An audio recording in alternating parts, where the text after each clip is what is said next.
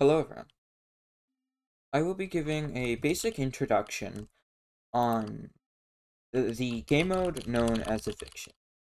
It is a game mode developed by Lyropheticus, um, completely from scratch, other than the, I believe the base, plugin, or base text plugin that Anuke has developed. It works very well and it runs on a very good server, especially compared to AA. The idea of Eviction came from AA, but it has its own twists and is very fun.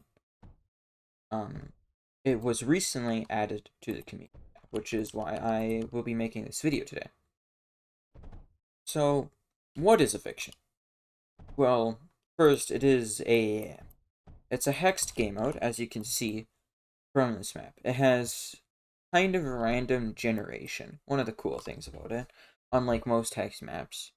So here we have what looks like three. I don't know what people call them. I usually just call this a void, even though technically this is three of these little spots. These can spawn anywhere, and it doesn't have to be only three, and it can be less than two. Um, it does add a unique aspect to Hexed and makes the maps much different and sometimes really fun.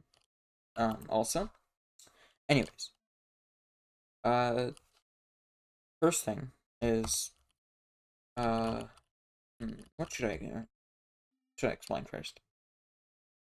I'll explain what Hexed PvP is because I know a lot of people actually don't know what Hexed is or have a very basic understanding. So, Hexed PvP is the idea of having a map with almost circles, actually. And each player spawns in their own hex, what these are called. Most hex servers don't have core capture. Here we have, if you were to kill this core with daggers, which I will actually build some right now if I can find my scheme, there it is. You will immediately capture it. Which is really nice. Most servers that do have core capture use an annoying method. Also, how am I out of silicon? This is kind of annoying. Where you have to build in it, and usually it's either really low. It's a really low amount of buildings you need to build, or it's absurdly high. This you just need unit, which is really nice. But what is different from Eviction than any hex servers other than map generation and the different core capture? It adds a new thing in called Fallen.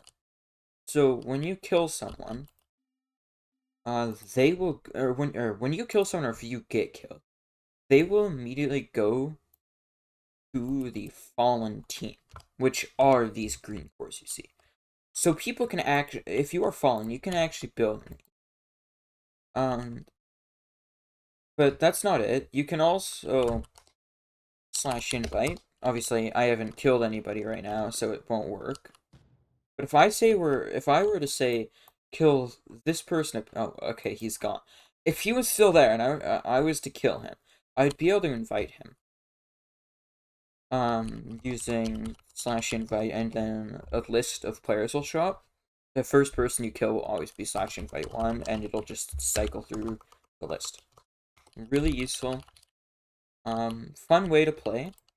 Much different than a sim, where you did have to, or when you killed someone, they'd immediately be on your team, and there was almost no way of stopping them from wasting resources and just not playing well, other than /RR, which is not in this server. Which was actually I thought I was the one who thought of that command, but I forgot what it stood for. Anyways, the Fallen mechanic is the main mechanic in this game. I think. Or at least the main mechanic that Laro wanted. Although it's not as big as a lot of people think.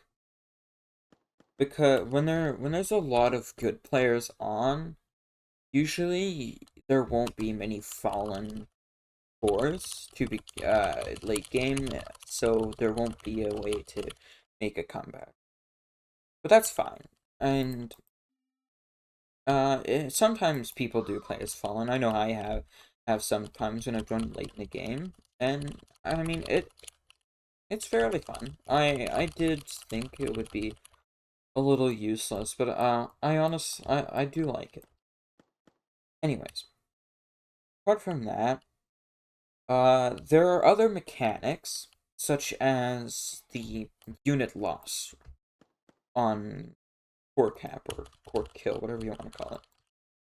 So my dagger's here. I'll actually show you this in action. So if I go and attack this core, it'll take a few seconds. I have to wait for my daggers to get over there. Okay. I'm just gonna idle them right here. Actually, I can get a bit closer. I'm gonna idle them right here though, so they don't get killed by the phase walls. But when this core gets destroyed, you'll notice something happens to my daggers. There, right there.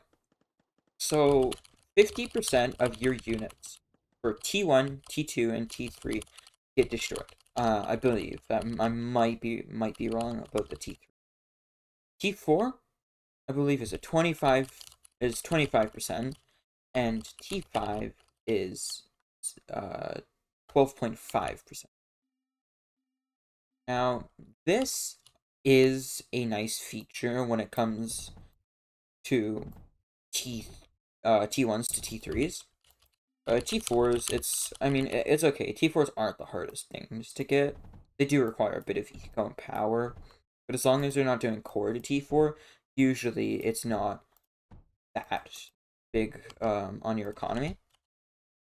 But T5s, it does get a bit annoying, and I do think a lot of players, including me, like, would have changed to either being invincible or just at least a lower chance. But that's off topic.